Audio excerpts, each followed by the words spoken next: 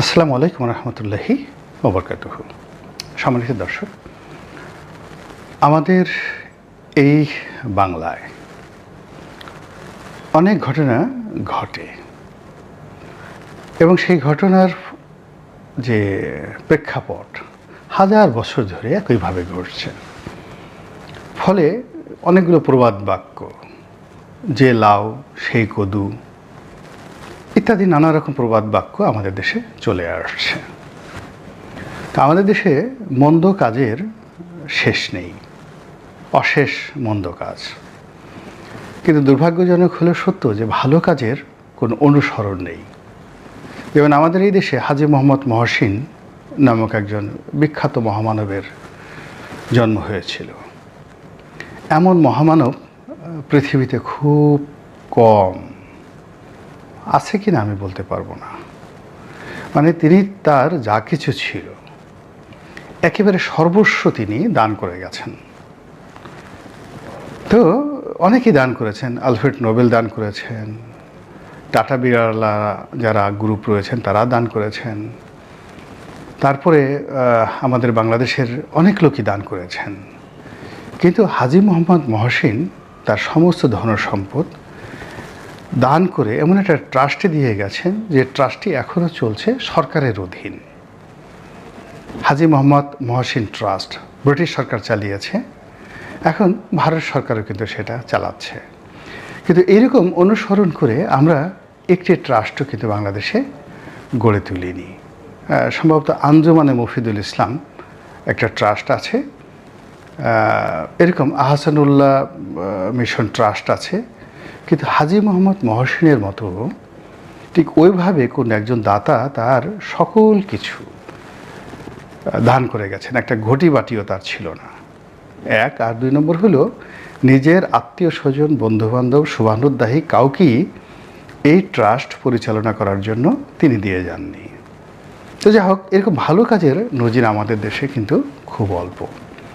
কিন্তু কোন জমানাতে রঘু ডাকাত ছিল, কোন জমানাতে ধরেন মুরগি মিলন ছিল, আরেক জমানাতে চাকু মহিউদ্দিন ছিল, আরেক জমানাতে বাস্টার্ড সেলিম ছিল, তারপর সেখানে টোকাই সাগর এলো, টোকাই সাগরের পর আরও কত কিছু, মানে অকথ্য অশ্রাব্য, তারপরে যাকে বলা হয় অ্যাবনক্সিয়াস, দুর্গন্ধযুক্ত, ভীষণ রকম দুর্গন্ধযুক্ত অপকর্ম, যেগুলো দেখলে গা গিটগিট করে। তো এই সকল কর্ম হাজার বছর ধরে ধারাবাহিকভাবে শাখা প্রশাখা বিস্তার করেছেন।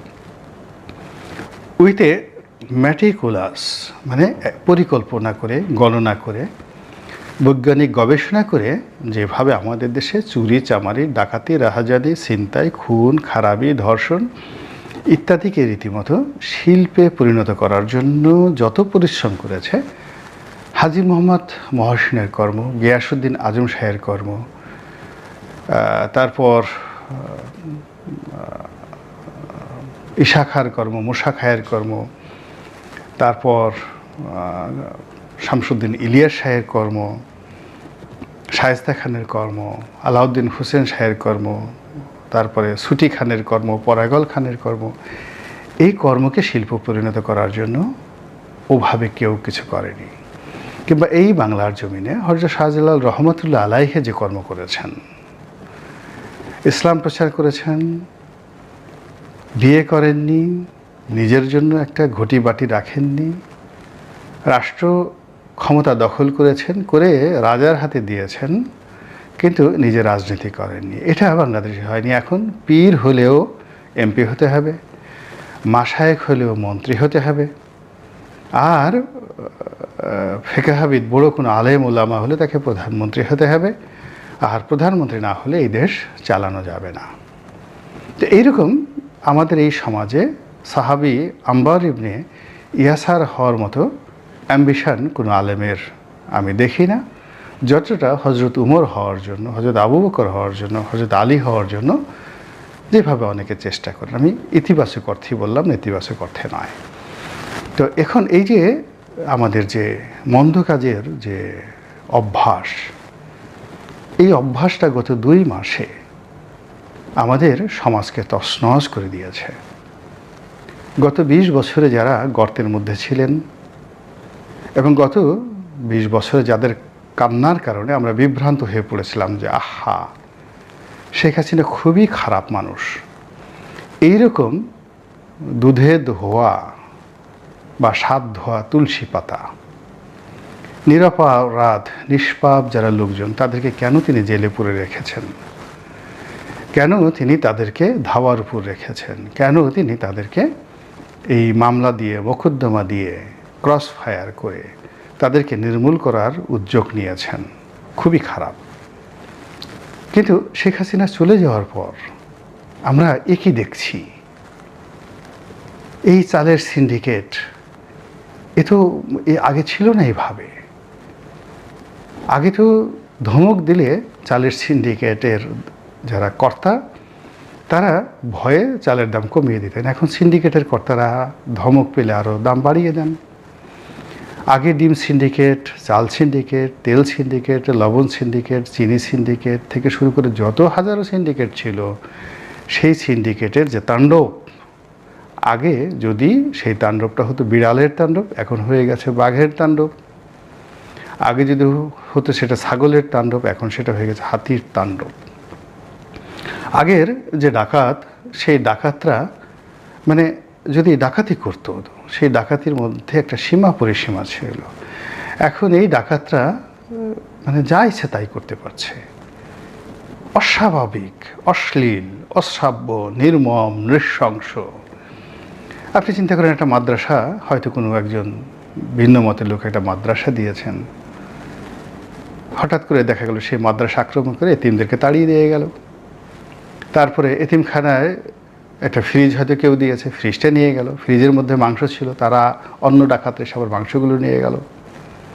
আর এক জায়গায় গিয়ে দেখা গেল আর একটা মাদ্রাসা চলছে, সেখানে একটা পুকুর ছিল, লোকজন এসে বলল যেন ওই দুষ্ট লোক মাদ্রাসা চালাতে পারে না, তারা পুকুরটা সেখানে সেই যত মাছ ছিল সব মাছ সেখান থেকে নিয়ে গেল। আর একটা দাতব্য প্রতিষ্ঠান ছিল, সেখানে গিয়ে তারা আক্রমণ চালালো, সেখানে গিয়ে তার যত গরু ছিল গরুগুলো নিয়ে গেল। কিংবা দেখা গেল যে একজন আওয়ামী লীগ নেতা, যুবলীগ নেতা, তার একটা বিরাট খামার, 200-250 থেকে শুরু করে 1000-1500 গরু রয়েছে, ছাগল রয়েছে। এই গরু চুরি করতে, আবার এই গরু ধরে নিয়ে মাংসের দোকানে, কষায়ের দোকানে বিক্রি করতে, বিশ্বাস করে তাদের 10-12 ঘন্টার বেশি সময় লাগেনি, সব সাবার করে দিয়েছে। এবং এরকম হাজার হাজার গরু, 24 ঘন্টার মধ্যে হাজার হাজার গরু চুরি করে সেগুলো জবাই করে সেই মাংসগুলো আবার বিদেশে এক্সপোর্ট করা হয়ে গেছে এবং বাংলাদেশে ফ্রিজ করে এই যে বিভিন্ন যে কোম্পানিগুলো যারা বিক্রি করে তাদের মাধ্যমে সেগুলো বিক্রির ব্যবস্থা করা হয়ে গেছে। তো এইরকম অপকর্মকে শিল্পে রূপান্তর, অপকর্মকে ইনস্টিটিউশন বানানোর যে সংস্কৃতি এই গত 2 মাসে যারা করছে, আমরা কি তাদের খোঁজখবর নিচ্ছি? তারা কারা এবং তাদের ব্যাপারে কি আমরা মুখ খুলছি? যদি মুখ না খুলি, তাদের এই অপকর্ম তো বাড়তে থাকবে। তাদেরকে যদি আমরা আইনের আওতায় না আনি, তাহলে তো আমরা কেউ বাঁচব না, আপনি আমি কেউ বাঁচব না। আচ্ছা, আপনাকে প্রশ্ন করেছেন যে আমরা একটা সময় 71 টিভির ব্যাপারে খুবই, যাকে বলা হয়, বিরক্ত ছিলাম। এখানের যারা সাংবাদিক ছিলেন, উপস্থাপিকা ছিলেন, রিপোর্টার ছিলেন, মালিক ছিলেন, প্রায় সবাইকে আমরা মানে পারলে মানে তাদের গলার উপর পা দিয়ে মানে পাড়িয়ে পাড়িয়ে তাদের জীবন নাশ করার জন্য আমাদের ক্রোধ উপড়ে পড়তো। তাদেরকে দেখলে আমাদের মনে হতো তাদের গালটা থাপড়িয়ে আমরা ফাটিয়ে দেই। এবং সেই 71 টেলিভিশন এখন চলছে। আপনারা একটু খোঁজ নিয়ে দেখছেন যে এই 71 টিভি কারা দখল করলো, কীভাবে দখল করলো, কীভাবে চলছে, কত টাকার লেনদেন হয়েছে? এরা কি আওয়ামী লীগের লোক, নাকি এরা ভারতের লোক, নাকি এরা তুরস্কের লোক? একটু খোঁজখবর নেওয়া আমাদের দরকার না বলেন? একইভাবে এই যে সময় টেলিভিশনটি, এই সময় টেলিভিশনটি কারা দখল করলো, কারা চালালো, কারা চালাচ্ছে? এবং যেটি ফুসফাস করে আসছে যে এই 71 টিভি হামলা করার ভয় দেখিয়ে কয়েক কোটি টাকা নিয়ে নেওয়া হয়েছে। কতগুলো রাজনীতির পান্ডা আছে এবং তারা এটা সিন্ডিকেট করে, যে দেখা গেল যে আমাদের যে পান্ডা এই আক্রমণ করেছে 5 কোটি টাকা সে হয়তো নিয়েছে, কথার কথা সে বলতো যে 5 কোটি টাকা আমার অমুক দেশে পাঠাতে হবে, অমুক নেতাকে দিতে হবে, সব কিছুরই ভাগ আছে এবং নেতার গ্রিন সিগন্যাল ছাড়া আমরা এই সমস্ত কাজকর্ম করছি না। তো এইসব কর্মকাণ্ড করে 71 টেলিভিশন, সময় টেলিভিশন, এরপরে আরও অনেকগুলো, এই যে মাই টিভি ভেঙে ফেলা হলো, যখন টাকা দিতে চাইলো না ভেঙে ফেলা হলো গ্রুপে, সে এটিএন নিউজ ভেঙে ফেলা হলো, আবার এগুলো চলা শুরু করলো। এখন এগুলো কি ডক্টর ইউনূস চালিয়েছেন, জামাতের লোকজন চালিয়েছেন, এবং নাকি মধ্যে কোনো সিন্ডিকেট এখানে অপকর্মটা চালিয়েছে? আর সেই অপকর্মের যে জায়গাটা যদি আমরা বন্ধ করতে না পারি, তাহলে শেখ হাসিনার যে ফ্যাসিবাদ ছিল তার চেয়ে একটা বড় ফ্যাসিবাদের দিকে আমরা কিন্তু চলে যাচ্ছি। এবং আপনারা সবাই জানলে অবাক হবেন যে হিটলার, অ্যাডলফ হিটলার, তার যে রাজনীতির যে মূল থিমটা ছিল সেইটা হলো নাৎসিবাদ।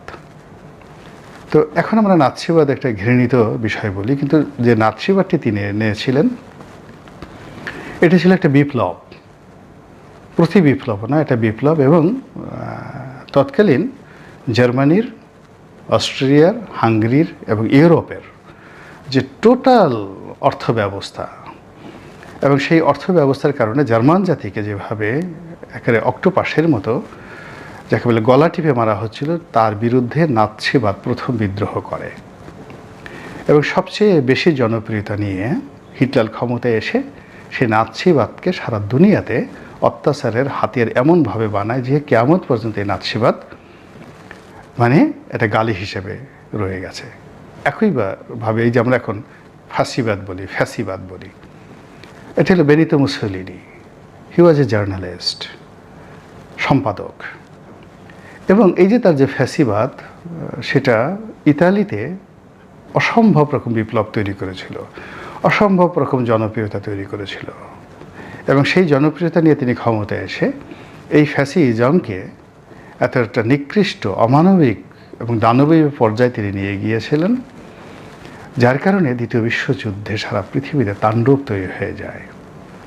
এবং সেই তাণ্ডবের কারণে আমরা এখন এই ফ্যাসিবাদকে একটা গালি হিসেবে ব্যবহার করি। এখন বাংলাদেশে যা কিছু চলছে, শেখ হাসিনার জমানাকে যদি আমরা নাৎসিবাদের সঙ্গে তুলনা করি, ফ্যাসিবাদের সঙ্গে তুলনা করি, ভালো কথা, অবশ্যই তিনি অন্যায় করেছেন। কিন্তু এখন কি হচ্ছে? আমরা 21 টেলিভিশন, এস আলম গ্রুপ তারা দখল করেছিল, এটা খুবই লজ্জার একটা ঘটনা। তারা বেশ কয়েকটি টেলিভিশন কেন্দ্র বন্ধ করে দিয়েছিল, অনেক মানুষের সহায় সম্পত্তি দখল করেছিল। এখন এই 2 মাসের মধ্যে, অর্থাৎ 15 বছরে তারা যে কুকর্মগুলো করেছিল, আপনি দেখুন তো একটু খোঁজ নিয়ে, এই 2 মাসে তাদের সেই কুকর্মগুলোর হাল হকিকত কী? মানে ওই যে যারা তারা দখল করেছিল সেগুলো এখনও কি তাদের দখলে আছে? যদি না থাকে, এই গত 2 মাসের মধ্যে কারা কারা সেই জিনিসগুলো দখল করেছেন এবং কীভাবে করেছেন? আগের দখল প্রক্রিয়া কেমন ছিল, এখনকার দখল প্রক্রিয়া কেমন ছিল? 2 নম্বর হলো যে আওয়ামী লীগ যাদের কাছ থেকে দখল করেছিল তারা কি মালিকানা পেয়েছে, না এখানে তৃতীয় কোনো শক্তি বা তৃতীয় কোনো পক্ষ এসে এখানে মালিকানা দাবি করেছে? তো আমি এরকম হাজার হাজার নয়, লাখ লাখ নয়, কোটি কোটি ঘটনা বাংলাদেশের আনাচে কানাচে গত 2 মাসে ঘটেছে। তো আমি এর মধ্যে থেকে দুটো মিডিয়ার কথা বললাম, এই কারণ হলো এই সময়টাতে জাতিকে সবচেয়ে বেশি যারা উপকার করতে পারতেন তারা হলেন মিডিয়া। কিন্তু শেখ হাসিনার জামানাতে যে সেন্সরশিপ ছিল, এখন ডিজিএফআই ফোন করে না, এনএসআই ফোন করে না, বা আওয়ামী লীগের যারা পান্ডা রয়েছেন তারা যেভাবে মিডিয়াগুলোর উপর হুমকি দিত, ধামকি দিত, একজন সুভাষ সিংহ রায় থেকে শুরু করে অন্যান্য যে সকল মিডিয়ার যারা যেতেন, মানে তাদের যে দাপট ছিল ওইরকম এখন কেউ নেই। কিন্তু তারপরে কোথায় যেন কি একটা হয়ে গেছে।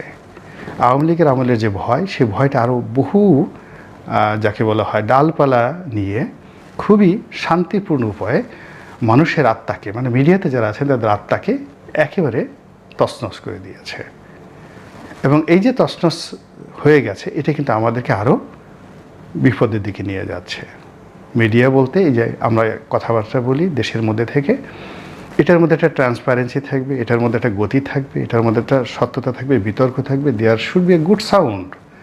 কিন্তু সেই গুড সাউন্ডটা এখন ব্যাড সাউন্ডে পরিণত হয়েছে। আল্লাহ আমাদের সবাইকে হেদায়েত দান করুন এবং হেফাজত করুন। আসসালামু আলাইকুম রহমতুল্লাহি।